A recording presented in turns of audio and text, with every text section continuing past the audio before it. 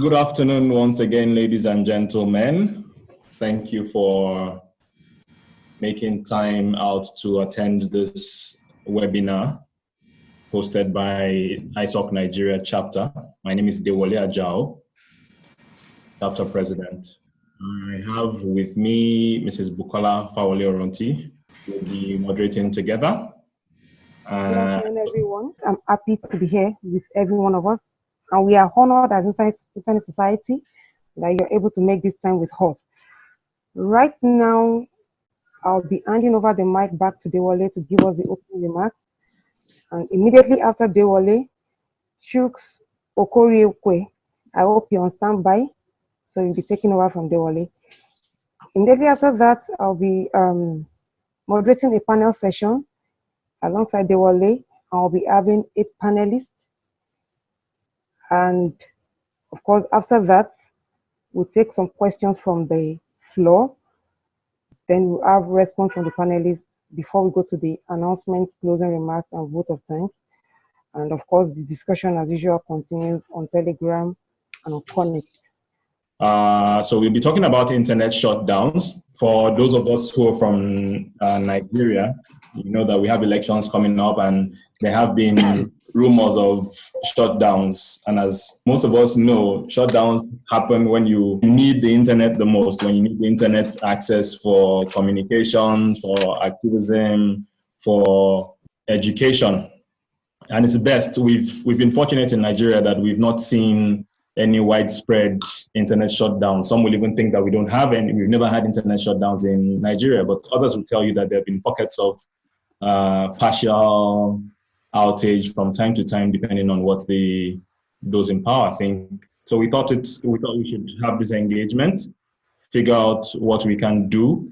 Unfortunately, we don't have anybody from government here at this time. It's a sensitive period, and I don't think anybody wants to speak officially, but the good thing is that this session will be recorded, and whatever the insights that we share here will be passed on to people in positions of authority so that they can get educated a little more about the importance of the internet to all of us.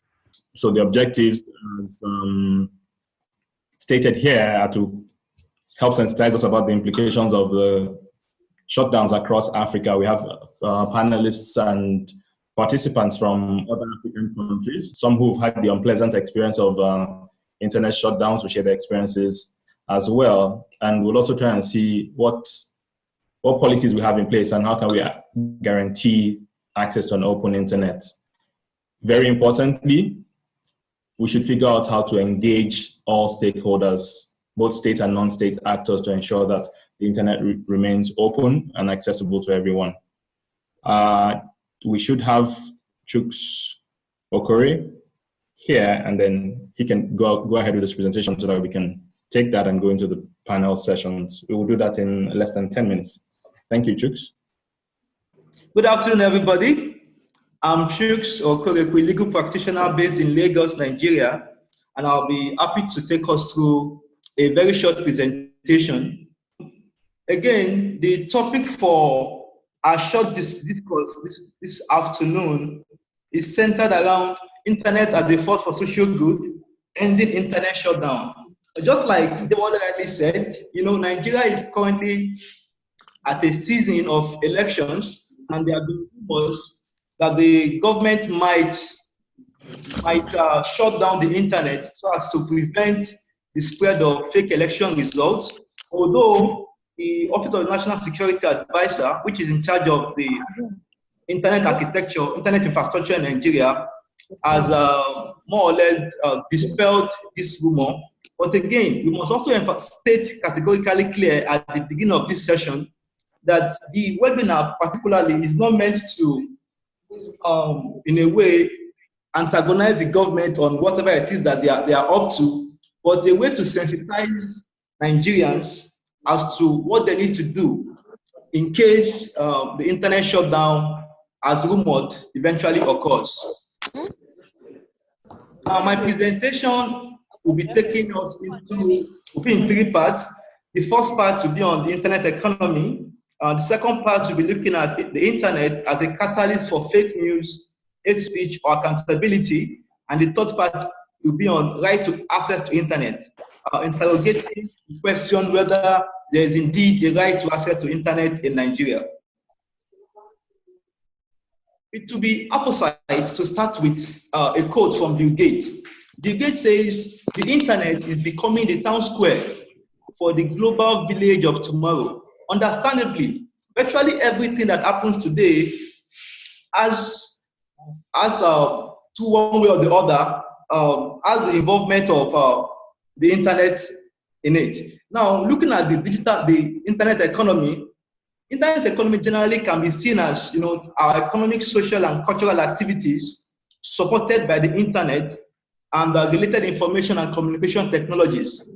We've seen instances of this has been referred to as the fourth industrial revolution, where virtually everything that is done today has an interaction with digital technologies. Say, for instance, we have artificial intelligence, machine learning, and the likes.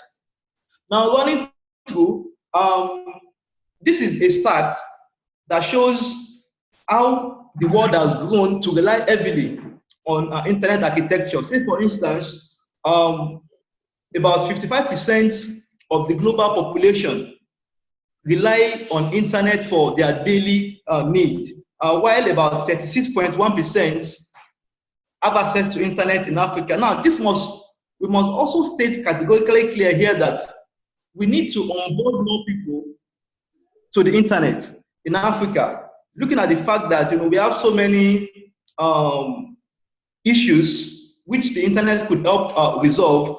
Say, for instance, issues with good governance, issues with access to health, and of course, issues with access to information. Now, like I said earlier, looking at this particular stat again, about 4.1 billion people use the internet on a particular day, that's 7th of February 2019, which again underscores the fact that the internet is a global force. Virtually everyone, or almost everyone, rely on it for one thing or the other. However, there are instances where there might be shutdown, which of course brings us to the question whether the internet is, you know, a catalyst for fake news, hate speech, or accountability. You would recall that even lately, the federal government has moved heavily on issues of fake news and hate speech, to the extent that even WhatsApp now advertises on newspapers and billboards to sensitize people on how to distinguish fake news and, of course, hate speech. Now, looking at internet shutdown, Access Now defines internet shutdown as an intentional disruption, you know, of the internet or mobile application in a bid to control what people say or see. Now, it could also be referred to as blackout or key switches. Now, looking at the categories of internet shutdown, we have the total shutdown, whereby the old internet architecture is switched off. We also have a partial shutdown, whereby access to certain content of the internet is restricted. However, it can also be stated also that this could either be intentional or unintentional shutdown. This is a quick research carried out by IEEE Internet Policy Center, which practically shows the restriction of some certain content in the Nigerian cyberspace. As you can see here, anything that has to do with Biafra has been restricted because, of course, the government considers Biafra as a threat to national security, thereby blocking content that relates to such issues and discourse.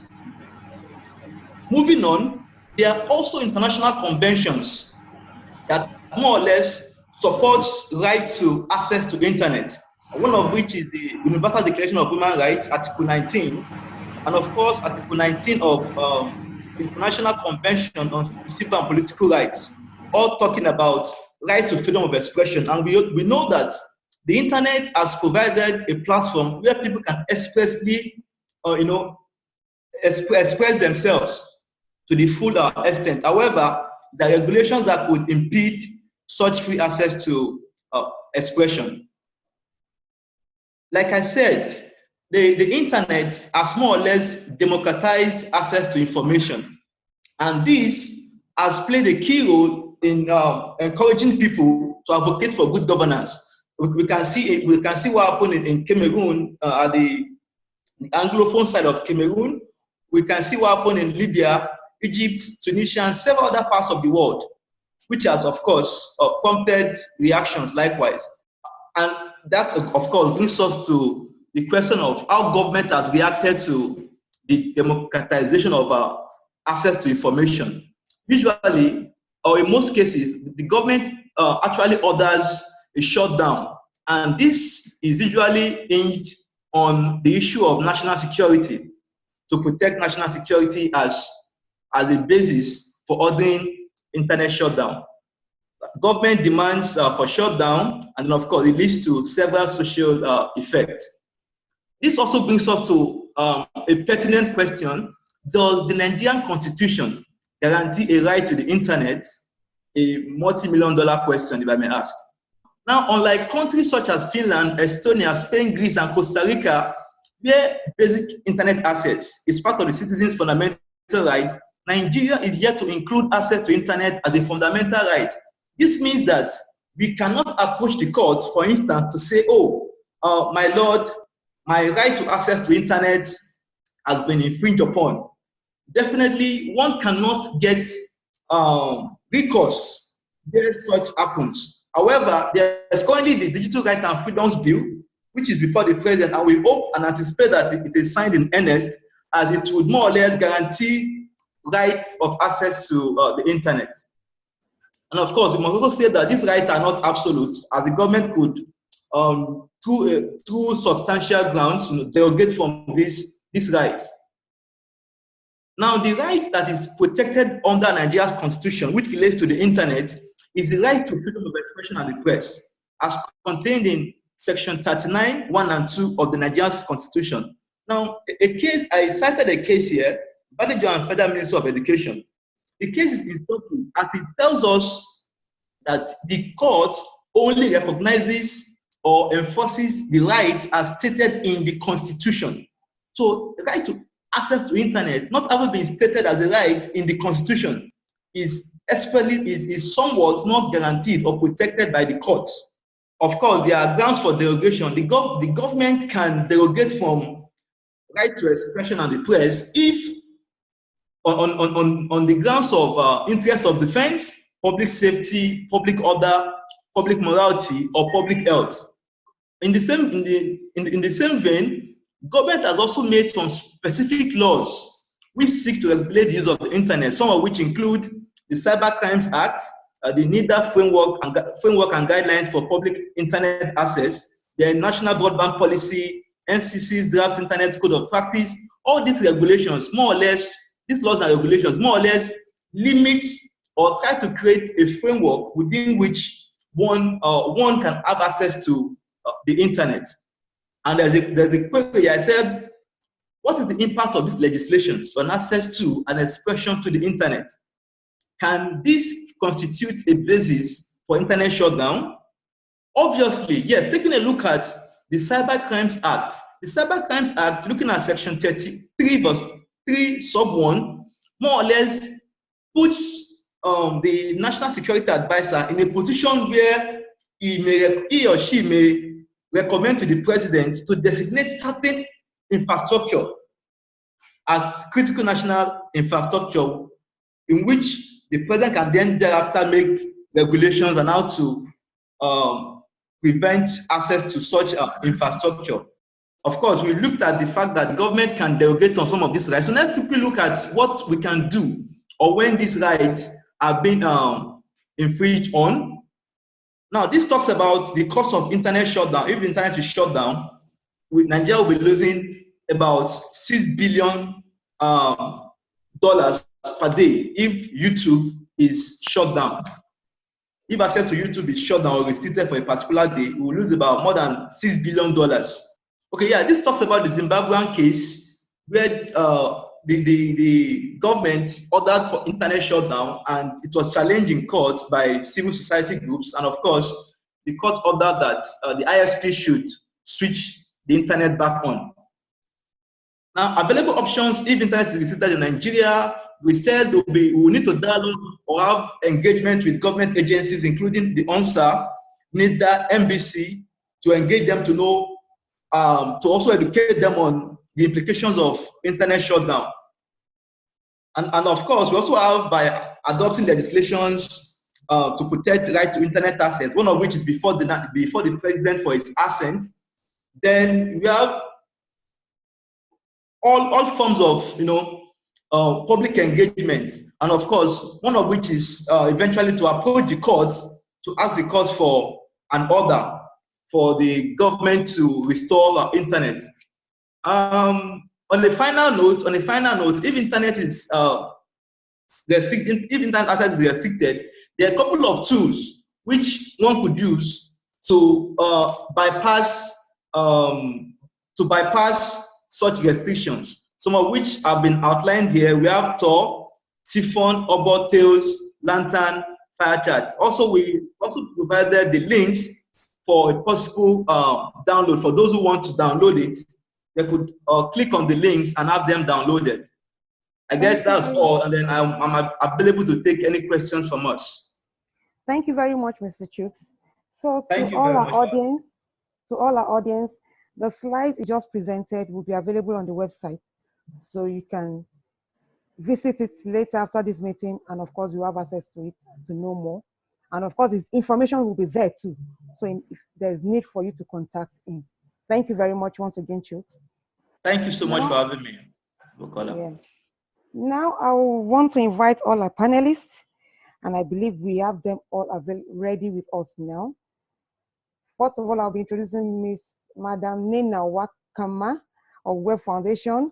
She is the policy director in the interim at the foundation. Next, I'll be introducing Reverend Sunday Folayo. Sorry, Madam Nnenna, are you there? Can you please unmute your mic and say hello to us? Hello? I am. Hello. Okay. I think we should just keep can you please keep the introduction thing?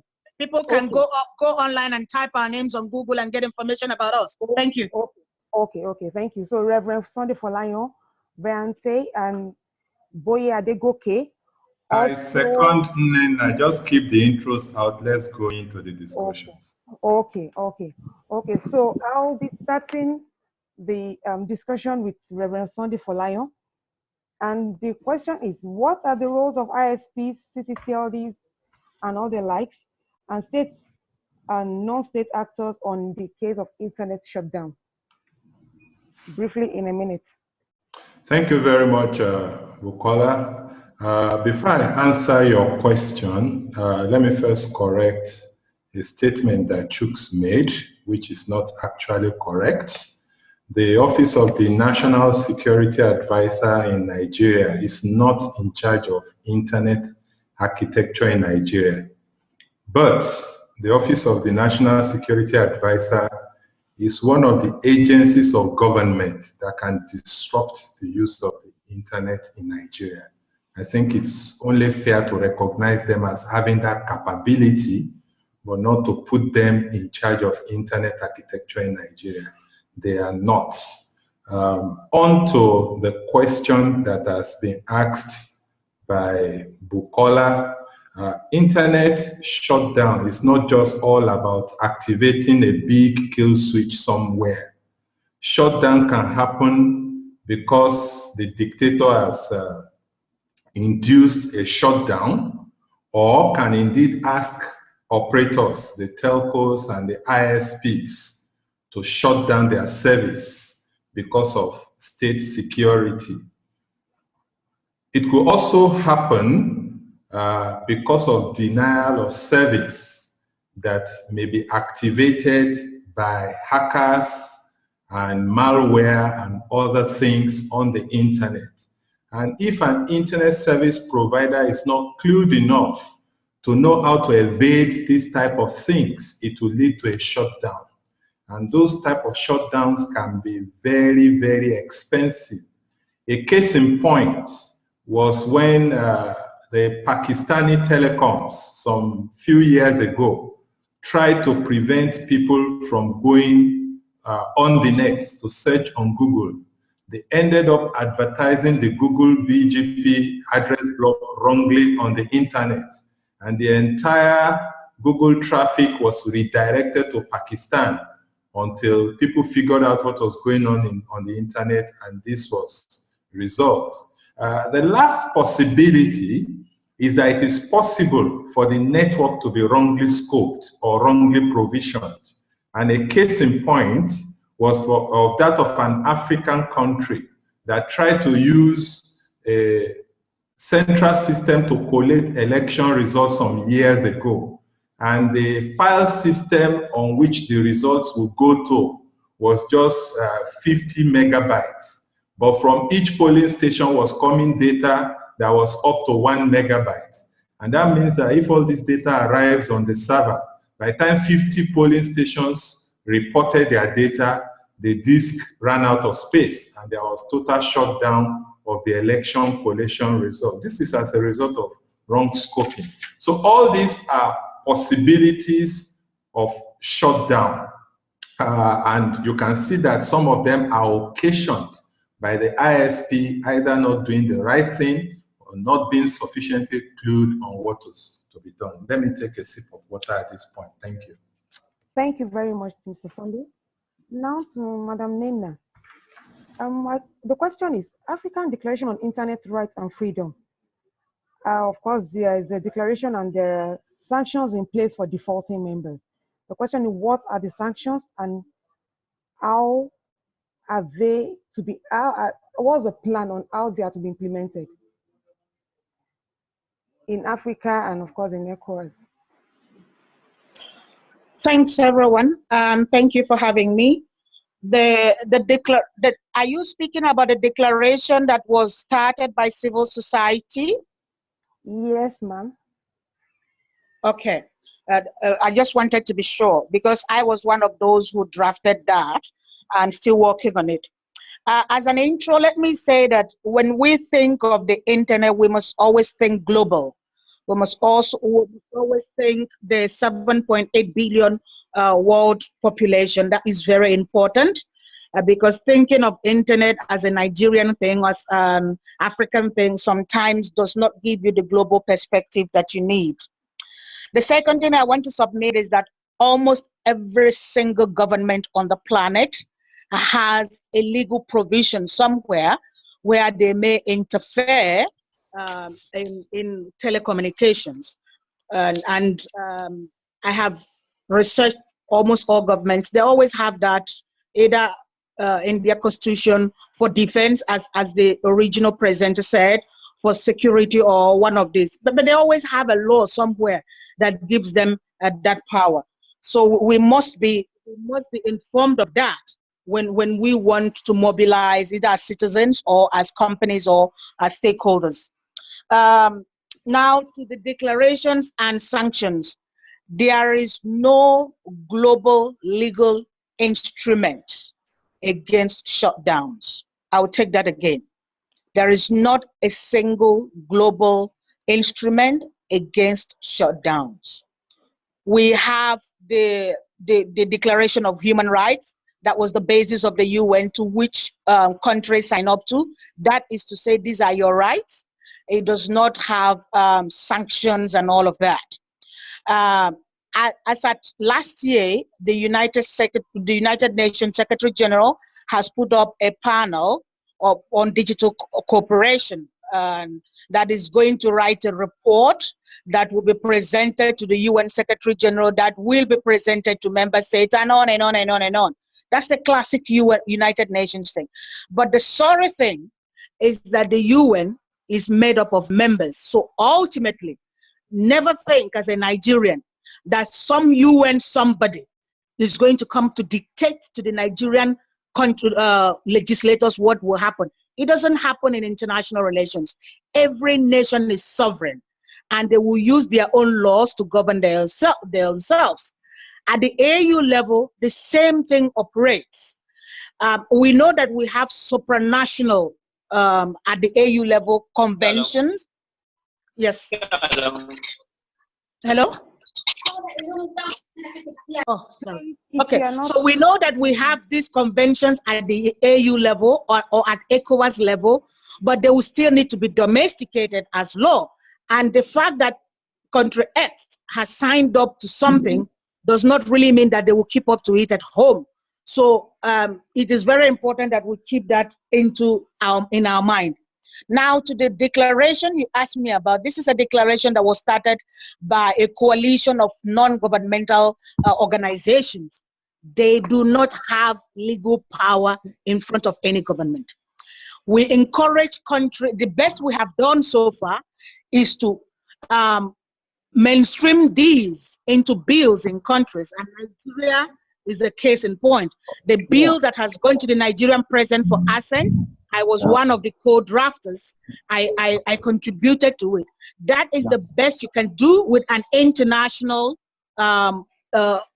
instrument. Mainstream it to a national instrument and let the country sign it, own it as their own national law. Based on that national law, then you can bring matters to the fore. So simply put, you cannot sanction a government, you cannot sanction a sovereign nation except for the laws to which it has agreed that it will be governed by and governed with. In the case of internet shutdown, you see that a government, a politically motivated internet shutdown, like Sunday has explained to us, while the government might bring in the security argument, then citizens might want to bring in the right. So it's a right and security kind of thing. While they might want to talk about defense, you might want talk about the digital economy. So it's an ongoing discussion. My last word on this one would be that anyone who's talking about regulating the internet, I hear that bullshit all the time. You have to be very careful. Governments alone do not control the internet, nor does the civil society, nor does one platform or another. It is a new reality of multi-stakeholders, of multi-actors. And if anyone wants to really do something on the internet, you really have to open up to other actors, other stakeholders. At the Web Foundation, we have launched the contract for the web. It's not something we can do alone. We reach out to other stakeholders.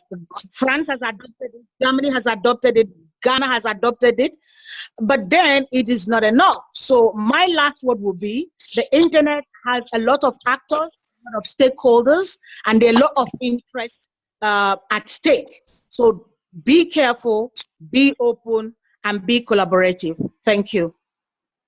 Thank you very much, Madam Nnenna, for that enlightenment. And for now, we realize there's no sanction, but we are only trying to encourage member states to adopt the declaration.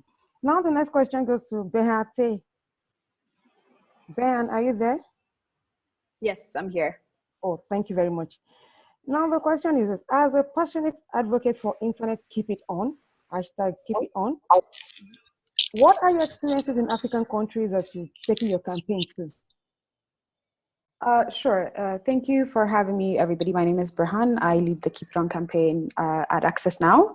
So the Keep It On campaign, just to give you a very brief background, has over 178 organizations that work around the clock in a coalition to fight against internet shutdown. So looking at what our experience has been in the African continent, the way 2019 started has been quite difficult for many of us. It started with DRC shutting down the internet for over 20 days.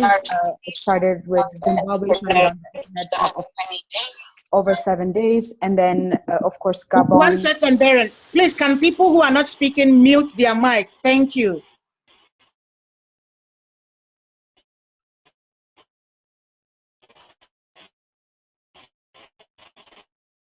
Okay, I'm gonna assume people have muted and continue.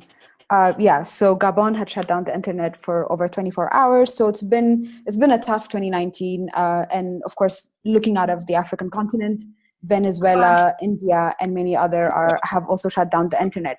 So what our experience has been is that in terms of, like, for instance, in DRC, there was complete shutdown, including SMS, and even international SMS was blocked. So that was quite extreme. For 20 days, no one had any connection to the World Wide Web. And even further, I think that for the DRC context, mesh networks and local community networks were also asked to shut down their connections as well. So that was one of the most extreme that we've seen in 2019. And then, bringing this conversation back to the Nigerian context and sort of the threat that Nigeria faces as you guys go through your election is, it's this localized forms of shutdowns that would be very difficult to document. So you have 36 states, over 84 million voters that are going to be, dispersed in many parts of the country. And what would be super difficult to document is, for instance, if the internet is slowed down, if the shutdowns are contextualized. So when we're talking about it being contextualized, if for someone in Kanu or some really small city, if their internet is shut down, or if they're not able to access Facebook, Twitter, WhatsApp, or if their internet is really slowed down, is super localized to that specific context, and it's very difficult to monitor and to document those shutdowns. So for me and our experience from Keep It On, what we've seen and what we continue to see is the increasing use of throttling or slowing down the bandwidth or localized shutdowns. We've seen, for instance, in Pakistan where certain neighborhoods in Islamabad don't have mobile internet or mobile network for 3 hours or 2 hours, or certain websites would be blocked in very specific locations, or the mobile service provider you have and the arrangement and they have will also depend on that. So in terms of Keep It On, that's some of the things that we're really worried about in terms of looking at Nigeria in the next few days. And also what is a bit scary for me as the person that does this work is we'll be missing many shutdowns if the shutdowns are going to be very localized. So that's some of the threats that we're trying to mitigate for as we sit here. And of course, pushing back more, I think it's important to empower folks that are on the ground to be able to download VPNs before the elections come, before shutdowns happen, so that they're able to download apps like Uni so that they can test and run their own tests to see what their context looks like. I think that would be really important as we look up to Nigeria in the next few days. Thanks. Thank you very much, Berhan. My next question goes to Boye Adegoke of Paradigm Initiative. Now, Boye, as a digital rights advocate, and of course we have seen in the last few days that Paradigm Initiative, they are the key actor behind the digital rights bill that has been recently passed by the National Assembly, which has been forwarded to the President for assent. Now, I want you to briefly explain to Nigerians, how does the passage of this bill affect us as Nigerians? Of what good or of what use is it to us? Okay, thank you. Thank you. Thank you for asking me to speak on this webinar. And also to everybody that has spoken before me, thank you. A lot of insight from your submissions. So, just like Nnenna mentioned when she was speaking, there is just so much that you can do to prevent an internet shutdown, because almost every country has that provision somewhere that you can leverage on to shut down the internet or to restrict access to the internet. And for those who have been following what is happening in Nigeria, you would recall that the president at the NBA conference once said that national security is more important than the rule of law. So when you have when people occupy, when power speaks that way, then you know that nothing is impossible. So with regards to the Digital Rights and Freedom Bill, it's good that we have drafted that bill and that we're trying to create a framework. We're trying to make it almost impossible for there to be an internet shutdown. But the significance of that bill is only to the extent that you are trying to build an ecosystem whereby it becomes increasingly difficult to contemplate shutting down the internet. Because, for example, the bill has provision in clause 14 that speaks a lot to how government should not restrict access to the internet and leveraging on international human rights principles. Yeah, but to put it very frankly, is just to say that the whole idea is just to build that ecosystem, to have, for example, frameworks that speak directly to the issue. I'm not going to be overly optimistic. Even if the Digital Rights and Freedom Bill is signed, it doesn't mean that we cannot still be having this conversation. But what it's going to mean is that we are building our legislative framework in such a way that we are promoting positive legislation that discourages such action. And we are also trying to create a system whereby it becomes increasingly difficult and almost impossible for such to be contemplated. So you know that what I'm trying to say is that the bill is not a kill switch. It's not a one-size-fits-all solution to the problem or panacea to the threats of internet shutdown. It's just that it is going to help a lot in terms of creating an ecosystem whereby you are promoting positive use of the internet, you are promoting positive legislation that speaks to people's rights to access the internet. As we have now, the president has not signed the bill, but we hope he's going to sign the bill. But if he does sign the bill, what it means is that at least it is going to be easier, for example, to even seek redress in case the internet is shut down, to be able to rely on such law to hold government accountable, and even for the telecom operators to be able to ask for damages in terms of money lost during the shutdown. The more you have this kind of things in place, the more it becomes difficult for there to be a shutdown. But lastly, before I stop talking, what I also want to talk about is that the work that needs to be done in terms of advocacy is not just with regards to the, we have to do a lot of work in terms of changing attitudes, having an ecosystem whereby you have a lot of people who have positive disposition towards the use of the internet. And that's why training and retraining is very important. And when I talk about training, I'm talking about training for stakeholders, government stakeholders, people in government, people who make these decisions, trying to change their orientation towards the internet. Because where all of this comes from is because we are being ruled by people who are used to traditional approach to governance, whereby you can send, for example, you can send the police, the military to close down a newspaper house, the way it used to be done. So that is the kind of thinking that fits into the digital age where people contemplate the idea of shutting down the internet. So yes, a very wonderful step, digital rights and freedom. We are going to do everything to make sure the president signs the bill. But come on, I don't want to over-raise your expectation. I want us to know that it is just a positive step, a step in the right direction. It doesn't remove or eliminate the threats of an internet shutdown. Thank you. Thank you very much, Boye. My next question goes to Lisa. Lisa, can you please share with us your experience in Cameroon on the issue of internet shutdown? I'm Lisa from Zimbabwe. Oh, sorry, please, sorry for the mix-up. Yes, please. What's your experience like in Zimbabwe? That's okay. All right, so I'm just gonna talk about the recent shutdown, which happened in mid-January. It happened on the 15th of January and the week that followed that. So the shutdown was as a result of violent protests that were occurring in the country soon after an announcement of a fuel price hike. So people were angry, and generally the state of the economy was not pleasing, so people decided to do protests.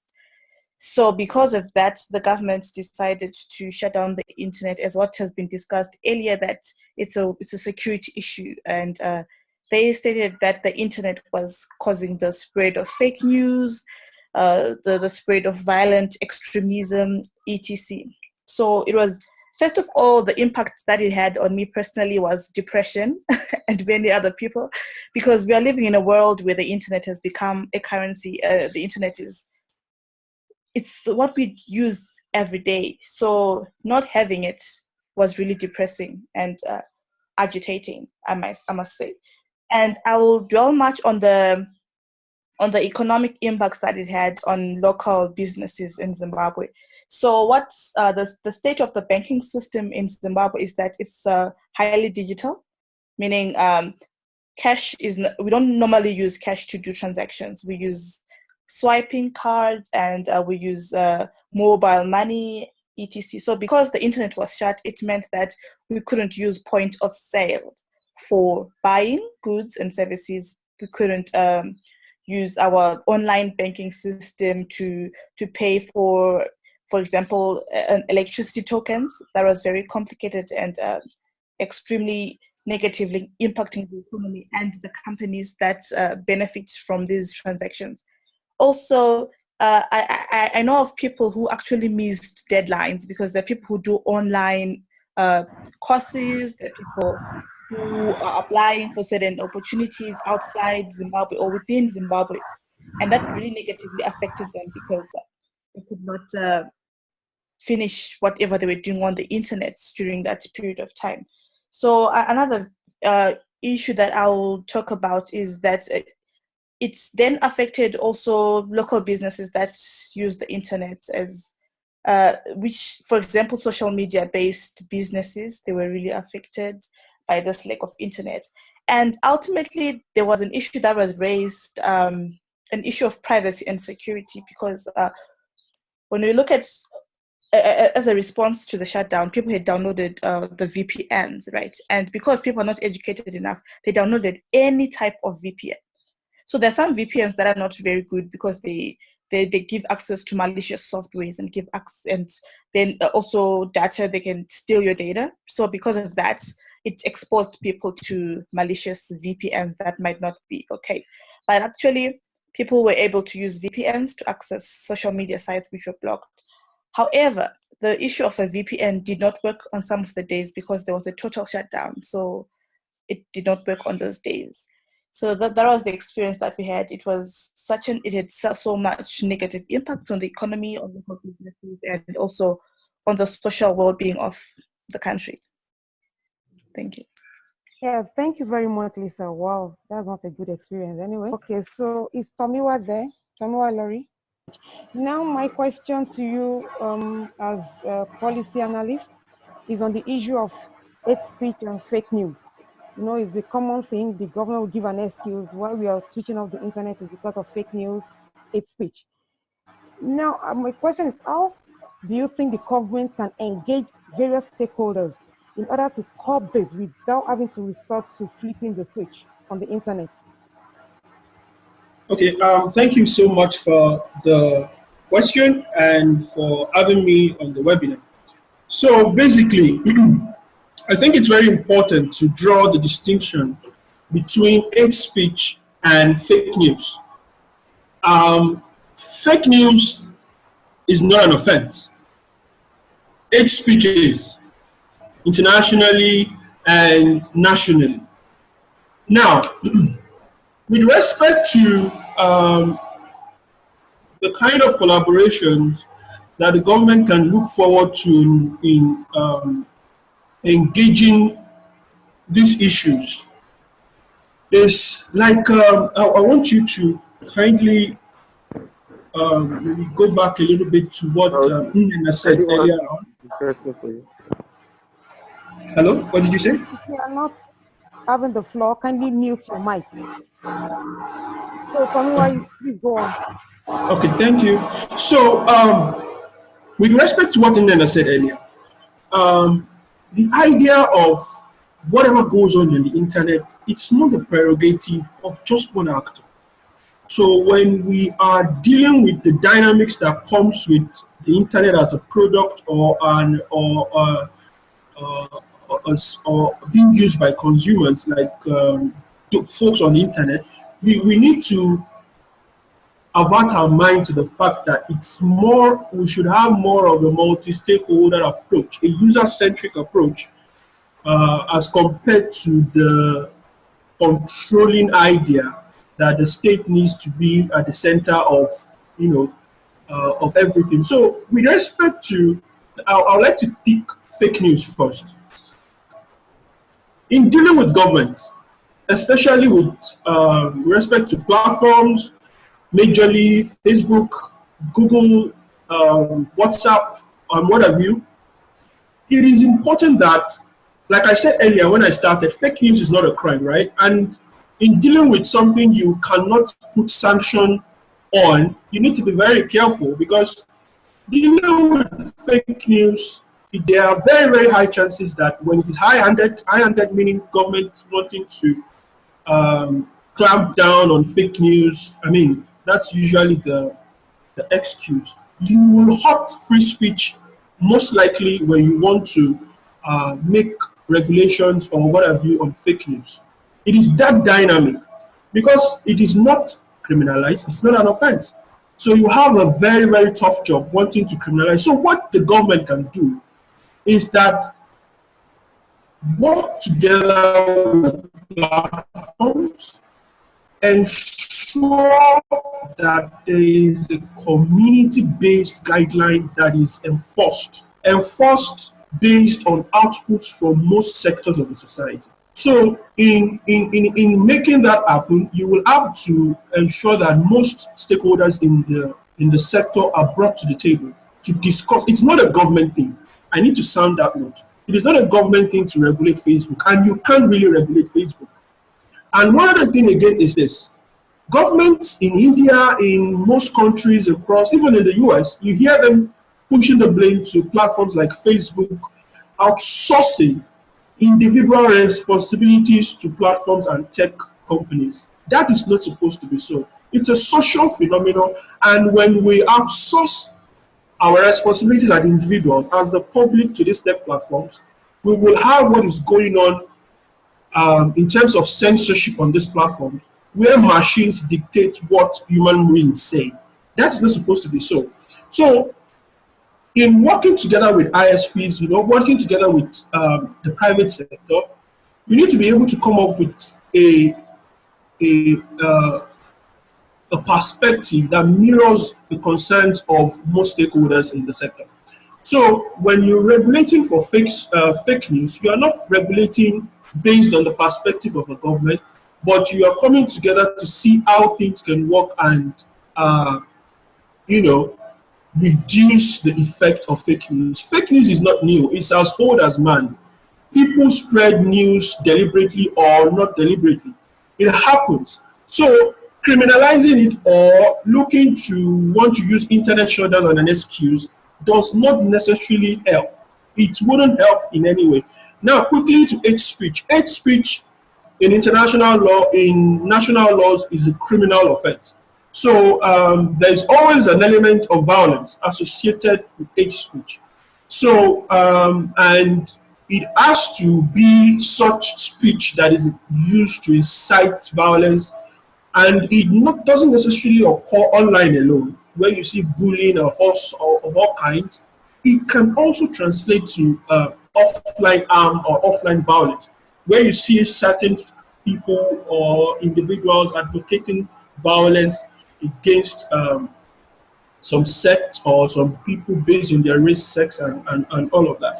So, in curbing hate speech, like I said, with respect to fake news, the categorization is different. One is a crime, one isn't. And due to the age of technologies, hate speech seems to spread faster. What I would say in dealing with fake news, with hate speech in this regard, would be government, like I said earlier, work together in a multi-stakeholder perspective and see how hate speech can also be co-managed. Underline the word co-managed. Because, what did you say? No, I just wanted to round up briefly concerning this. Okay, sure. I'll do that briefly. So, in essence, there is a need for a multi-stakeholder dialogue, right? That could happen with respect to ensuring that fake news and hate speech are not used as reasons to shut down the internet. And one very good example of such multi-stakeholder dialogue is the Digital Rights and Freedom Bill, which is currently before the president, and which is a postal legislation, a postal policy solution to all other African and the global community as a whole with respect to these issues in the digital world. Thank you very much.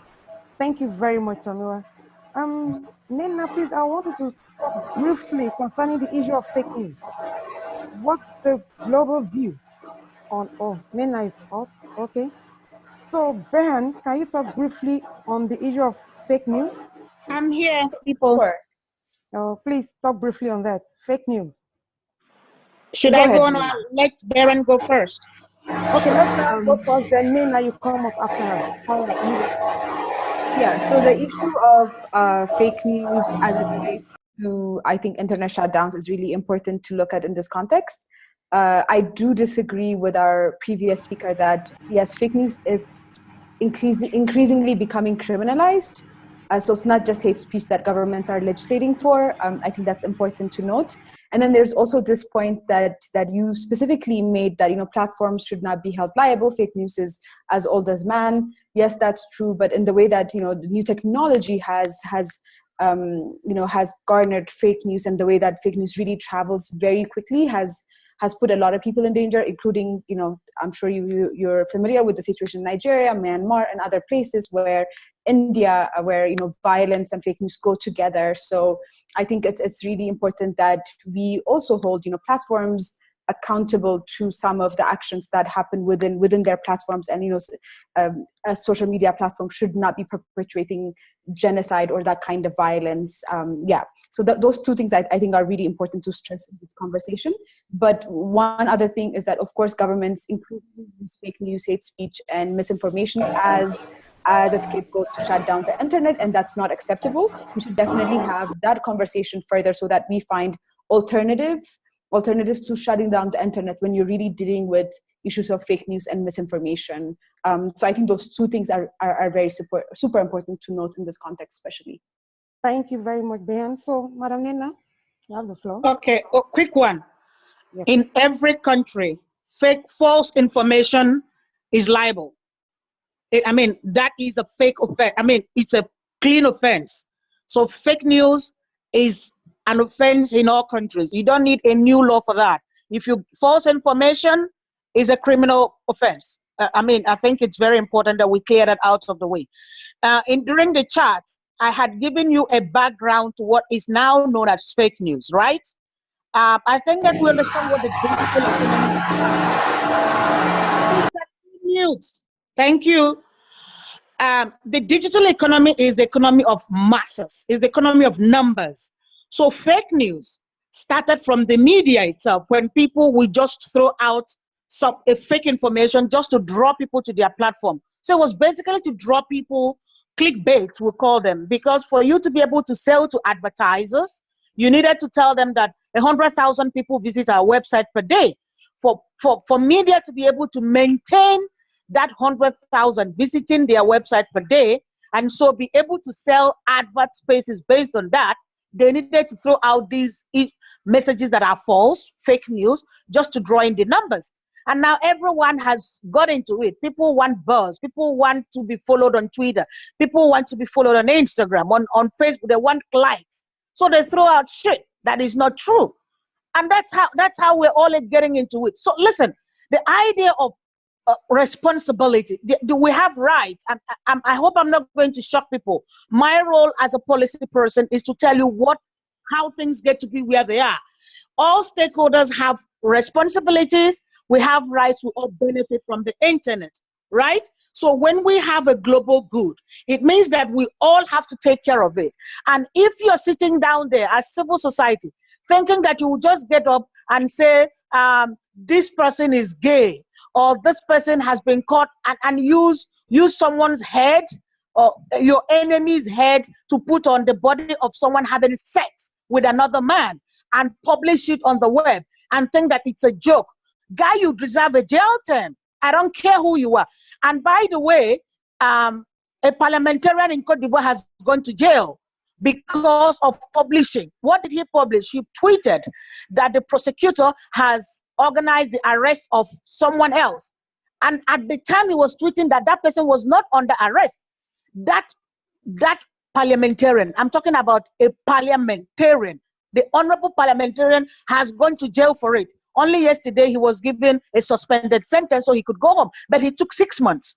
I'm talking about Cote d'Ivoire. So please, let's in as much as we want to advocate for rights, let's advocate for responsibility as well. And that is what the contract for the web is doing. You can't just advocate for rights alone. Rights are balanced by responsibilities, both on the part of government, private sector and civil society.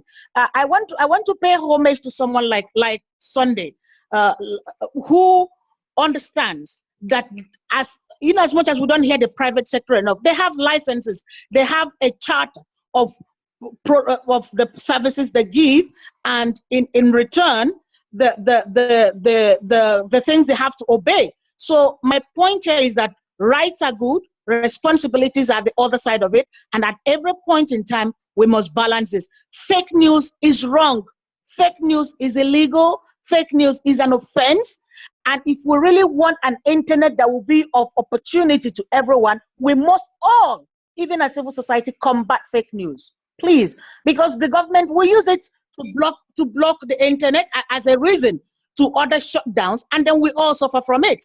So it's very important that we have a balanced view and a balanced attitude and a responsible engagement in our online activities. I'm done.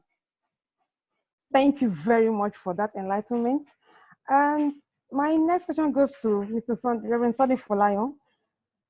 On this ISPs being mandated to shut down the internet by different governments, the question is, can this ISP say no and back out of such an instruction, or they are just incapacitated, they just have to carry it out? The Honorable were saying no, it can't be done. Okay, thank you, Buki. Before I answer the question, let me also join Nnenna to correct that assertion that Tomiwa made, that fake news is not a crime. Fake news is criminal, and every society that wants to progress should not allow fake news in the wild. Until it happens to you, you will not know how bad it is. But we have seen people commit suicide because someone accused them of rape, even when it was not true. So as much as possible, let us balance responsibility and rights. On to the question that you have asked, which is that are ISPs mandated to shut down when dictators ask them to shut down? I think the answer is not too difficult. If somebody walks into a room with a gun and says, speak or die, leave and you are safe, are you going to start talking because you are so good at talking? I'm sure it's not the right thing to do. ISPs are licensed by governments, and part of the conditions is to obey requests from governments. So of course, when dictators make these requests, ISPs have to comply. Even the toughest of providers have had to do business in jurisdictions that are very, very restrictive. I'm trying not to mention names here, but you will know that such providers try as much as possible to meet the terms in those jurisdictions. As much as ISPs also have responsibilities to states, it's also important to state clearly that ISPs also have responsibilities to their country. I want to differentiate between the government and the country, because the government is not the country. Any government that is against its own people is not for the people, and therefore is an enemy of the people.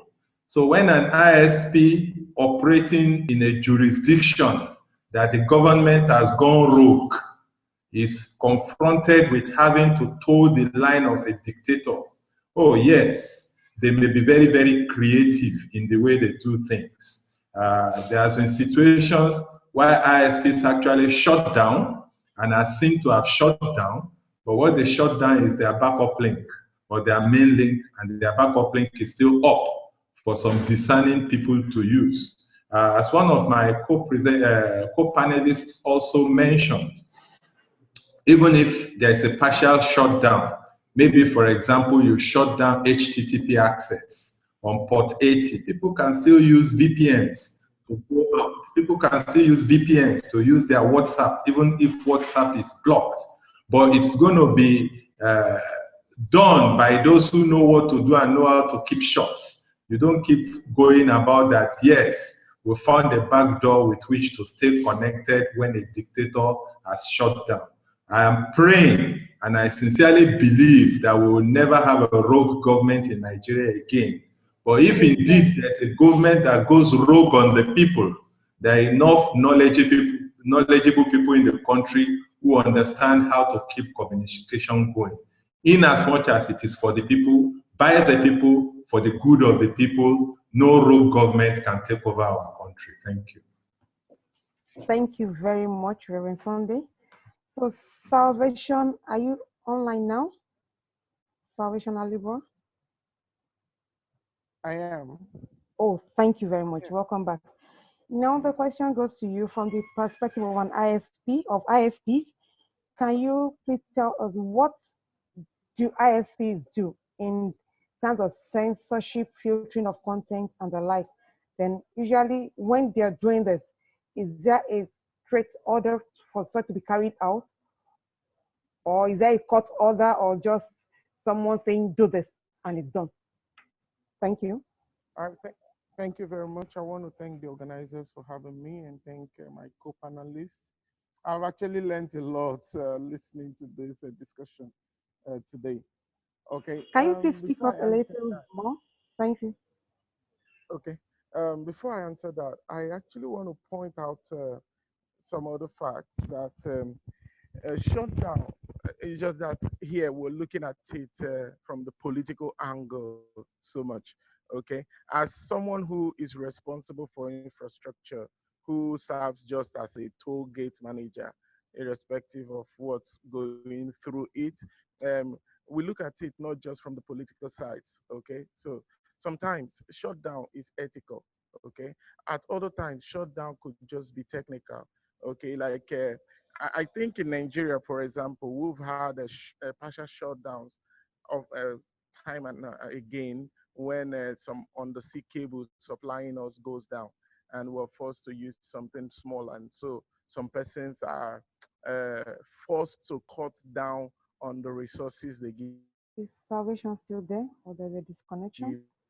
Out. And so an amount of or outrightly disconnected. Okay, so in such cases, shutdown is necessitated by technical reasons.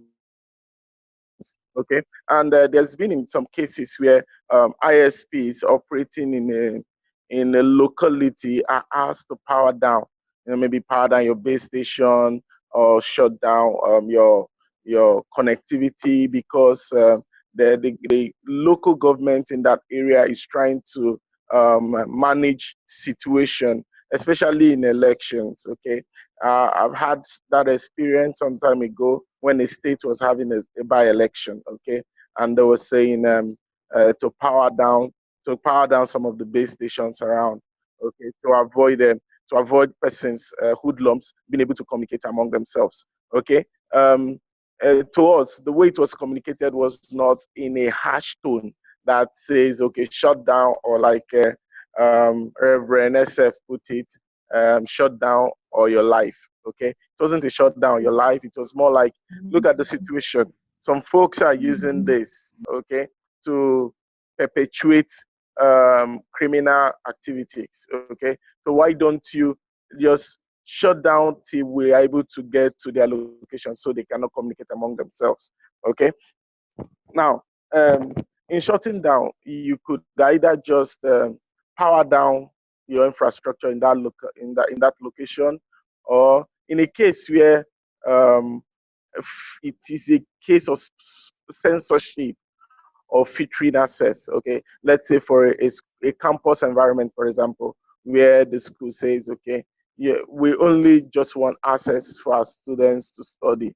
Okay, so we just want access for e-learning materials and XYZ, and then to the school portal system, and that's all. Okay, we don't want access to other things. Softwares are just used to restrict access in that case. Okay, so you just allow certain access to certain resources that are approved by the management and then block every other thing, okay? In some cases, it's just to manage resources, okay, where an enterprise says during peak periods, some folks just use up the internet resource to do other trivial things, and then for those people who wanted it for valuable reasons, they are not able to communicate faster or attend to the task at hand. So for such reason, restrict access, okay, on to only corporate resources until after a while, okay, and then they say, okay, from 6, 7, 8, you could just open it up for them to do every other thing, okay. So in such cases, we still use just some communication tools, some network management tools to just allocate what resource they can access and what is not allowed to go through, okay. So okay, that's about it, okay. I just wanted to really establish that yes, I do appreciate that this discussion is really tilted towards the politically motivated shutdowns. But however, for a service provider, you may look at it from the point of view that shutdowns are not always a terrible thing, okay? Sometimes it's to control, to enforce law, to control those who use it, and to ensure that things don't go out of hand. All right. So in such cases, we wouldn't just blacklist shutdowns. Okay. And in some cases, also shutdowns are purely technical. And in that case, I also want to point out that Nigeria is such a blessed country where internet really has a multi-corridor, multi-pathway, multi-access. So we're not like some countries where access is solely provided by government managed agency, that a dictator can wake up one day and just say shut, just powers down. Okay. Hello. Hello. Thank you very much, Salvation. All right. Thank you. Tomiwa, I noticed your hand has been up. Do you have something to add? Tomiwa, Laurie, you have the floor. Hello. Yeah, hello. We can hear you. Okay. Okay. Thank you. It's just to quickly respond to, and thank you, Nnenna and Sunday, for the contributions. I'll quickly come back to that, but to quickly respond to Berhan on responsibility of platforms in, the spread of spread of speech, whether fake news or hate speech. I would like to also point out that while these platforms are responsible, which I agree with you, there is also the idea of intermediary liability, which in strict sense, they cannot be really held liable for. So that is that part on holding platform responsible. I think it has to be a little bit more, we have to be a little bit more circumspect in approaching that question on platform spreading hate speech and fake news. And quickly also to the idea of criminalization of fake news. I quite agree also with Sunday, like I said earlier, and Nnenna.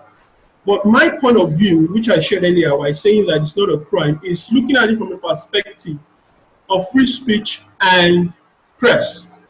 For example, if we continue to categorize, especially maybe a certain form of news from a certain channel as fake news, what impact will it have on speech? I agree completely with the idea of responsibility, which is very, very important. Why I said earlier that we don't need to outsource our individual responsibilities to tech platforms and all of that. But at the same time, what implication will categorizing news or fake news in quotes have on journalism, press, and free speech?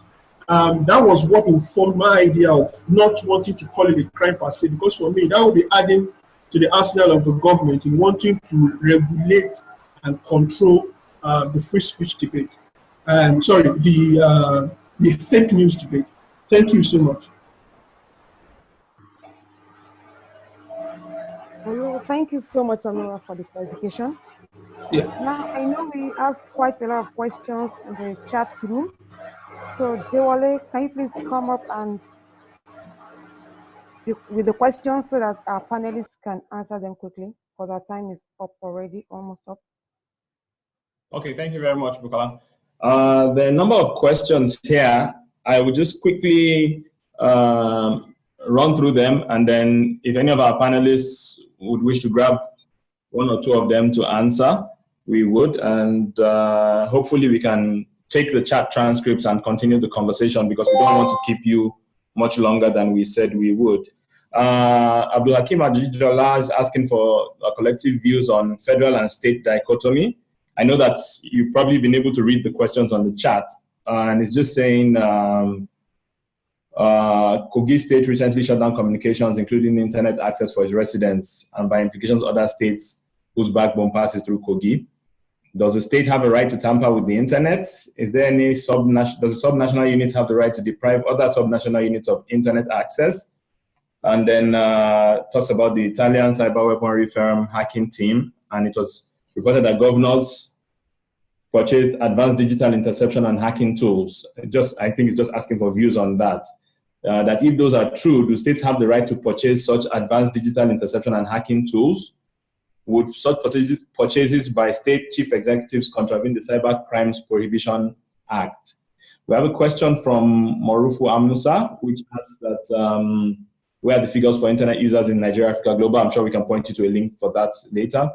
Ufamode is asking about the effect of internet stakeholders on internet shutdowns. We often discuss situations where shutdowns are caused by government activities. Are there other situations as a result of activities from other stakeholder groups? I think Salvation talked about some cases within service provision. I'm not sure that I got all the questions, but if we have anyone who wants to answer this from the panel. This is Berhan. I can take the last one. So there are cases where the internet is shut down with, by accident. For instance, the small island country Tonga had its submarine cables destroyed a few weeks ago, and they were out of internet for 2 weeks. They don't know what happened. Might have been a ship cut through it. So there are cases, and in Haiti, we know some of the communication infrastructure was destroyed. So that's by some non-government actor groups that were pissed off at the service provider. And we know, for instance, in South Africa, a lot of times the towers are attacked. So yeah, there are contexts where it's not deliberate, or when it's deliberate, it's not specifically governments. We know in the Cameroon context, in the northwest and southwest regions of the country, some parts still don't have internet, and it's because some of the spaces were bombed. It's a conflict region. We know in Yemen, Libya, and Syria that those are really common, where it's not government actors, but some local warlords that are just turning off the internet or destroying infrastructure. So that happens a lot. Okay, thank you, Brian. The additional questions here, Benjamin is asking, what about selective shutdown of websites, especially the ones citizens or maybe the community to one community? To chip in there, Nnenna, were you going to take something? Yes, I actually was. Okay, please go ahead. Because I have two questions and I need to log off now. I have to go somewhere else. You have to look at the laws. That's what I said in the beginning. Nigeria is a federal government. I think that some states have some autonomy, and it would depend on, of course, the state governor I know controls the police to some level and has some level of security that is devolved to the state authority. So maybe it's on that basis, and based on whatever terms of reference that that was in the license given to an operator. So you need to look at all of that, because they have to build on something to be able to make a request, okay? But I want to end with intermediary liability. Someone talked about intermediary liability. And because most people here are Nigerians, I think you know that famous saying that waiting concern Agbero with overload. The Agbero is Agbero in Nigeria is a coxer. He's the one that says, come and enter this bus, come and enter this bus. And he's paid based on the number of passengers he can direct to a bus. he overload is the content, right? Agbero is not concerned with overload. His own is just bring clients. Once the client takes a ticket, he is paid based on the number of people he can bring in. Is that correct? Everybody knows that. So an intermediary does not have oversight on content or something. So you have intermediary liability is like quarreling with an Agbero because someone has overload. The people who are handling load will take care of that. Agbero is just to bring the person to the bus. So for you to be able to hold a platform liable, you actually have to determine what is the role that they play. Okay, in many cases you have takedown orders. You have people who say shut down social media. If you shut down social media, people will find another platform. If they will find another way of giving out their information. So shutting down Facebook does not solve the problem of a dictatorial government.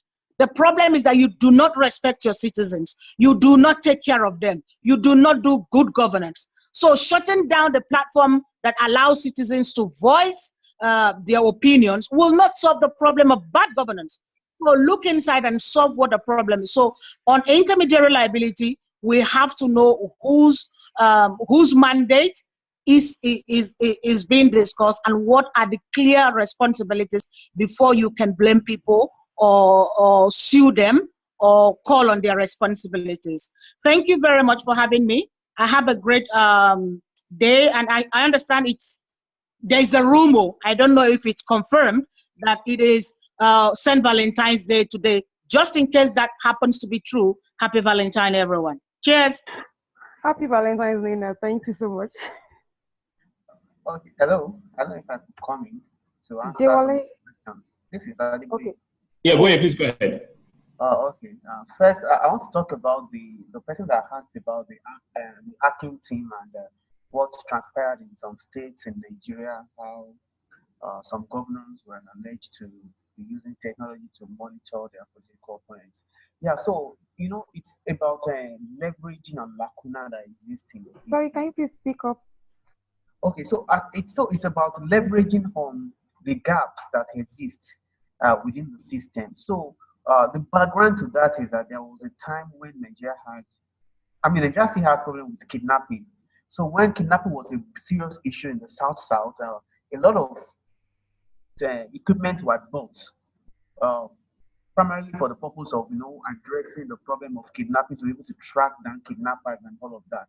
But those things happened in the absence of a regulatory frameworks on how those equipment were supposed to be handled. So a lot of governors leveraged that, and they were using those equipment to monitor their political opponents.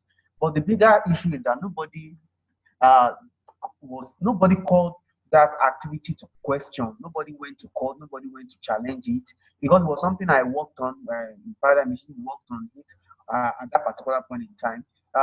I don't agree that it is not legal. Nnenna was speaking the other time about what power the state has, for example, to shut down the communication base of a service provider.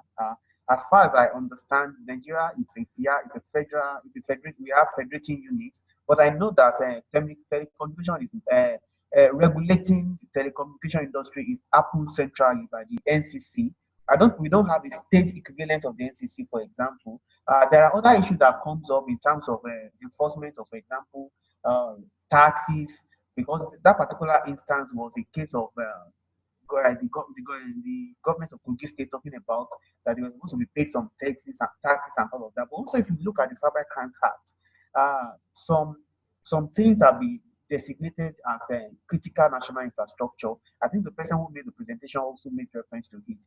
And when whatever telecommunication facilities falls under this kind of critical national infrastructure, it is not inappropriate for states to shut down critical infrastructure like that, because what is interesting is also that infrastructure is not just serving Kogi State, because it's serving even neighboring states. So I think on the part of the telecommunication company, they have a duty to take the state government to court and pass the law. Even now with the Digital Rights and Freedom Bill, that's going to provide some frameworks that's going to be able to be like digital rights and freedom, if passed into law, has some provisions that will ensure that you don't indiscriminately, for example, tamper with internet access, censor websites and all of that.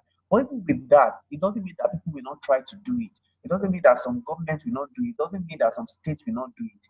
What needs to happen is that there has to be a response if it happens. Response in terms of testing the law in the law court and getting redress. The important thing is that opportunity to seek redress when it happens. And I'm aware that the company that was affected by that, by what happened in Kogi State, has gone to court to, to seek redress, which I think is the best way to respond to such situation. I think. Thank you very much. Yes, thank you very much. So, Reverend Sunday, you have the floor.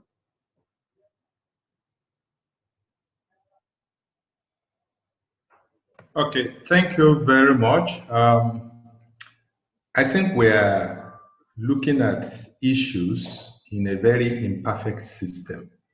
If the system was perfect, these are not issues that we will discuss. When a state decided to shut down the services of telecom providers, they didn't go to activate a switch somewhere. They just prevented the telecom technicians from accessing their sites. For me, this is very, very wrong. It should not be condoned in a democracy. But we're discussing democracy. So many things are wrong. We give immunity to our governors.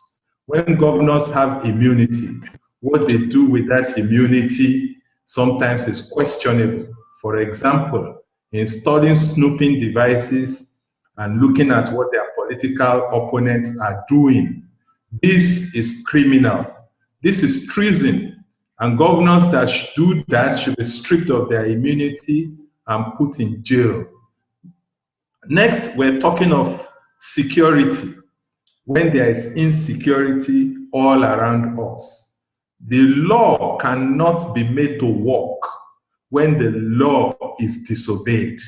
When a government does not respect judgments, whether the judgment is right or not, government should respect it. You cannot sue government and look forward to being paid a judgment fee. Government can disregard and continue as if nothing happened. When a government refuses to respect court judgment, it is the foundation for anarchy. And of course, when the judiciary becomes compromised, the highest bidder takes judgment. What happens to the poor and people who are vulnerable in the society? So we are talking of a system that is faulty. When a system is faulty, things like the state taking over the management of telecommunications when they are not empowered, whether on a concurrent list or a non-concurrent list, to do that, is recipe for anarchy. So let's look forward to a very sane society. But for now, these are things we have to deal with. Thank you. Thank you very much. Okay, Dewole, you have the floor. All right, thank you, Bukola. We've had good summaries from both from all of the panelists here. What we're looking at now is how do we fix this? There have been comments about when it's in the interest of national security, or when the shutdowns are said to be in the interest of national security. What then can we do? Where there are no existing laws that say you have a right, what then can we do? I think that the most important thing is for us to keep engaging and engage, especially we're engaging here, all of us are non-state actors. We need to find ways to, in a mature manner, engage the state actors so that they're more educated about how these things would, how these internet shutdowns adversely affect us. We've heard comments from people who've experienced